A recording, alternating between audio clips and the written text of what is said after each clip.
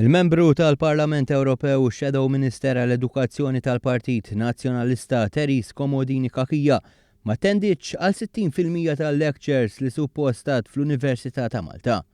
Da minkejja li tħallset tagħhom. Dettalji dwar dan ingħataw fuq is-sit glenbeddingfield.com. Komodini Kakija titħallas kważi 20,000 euro fis-sena u hija mitluba li tagħti 4 sessjonijiet ta' 4 sigħat fil-ġimgħa.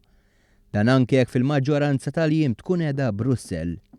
Iżda din m'għamlitx iktar minn 39 siegħa f'sena akademika sħiħa meta suppost għamlet 98 siegħa tal-jiem. Minn barra li tgħallem Komodini Kakija suppost tkun qiegħda tagħmel ukoll xogħol ta' riċerka u akademiku ieħor, iżda meta ma tattendix għal lezzjonijiet wieħed jiddubita kemm tagħmel dan kollu. Issa li kieku wieħed kellu jaqbad l-20,000 euro jaqsamhom fuq l-ammont ta' sigħat li għalmet tiġi tħallset 500 euro kull siegħa. Teris Komodini Kakija hija waħda mill-favoriti ta' Simon Busuttil li minn Brussell għamilha Shadow Minister tal-Edukazzjoni u li tkun minn ta' quddiem net li titkellem dwar il-korruzzjoni.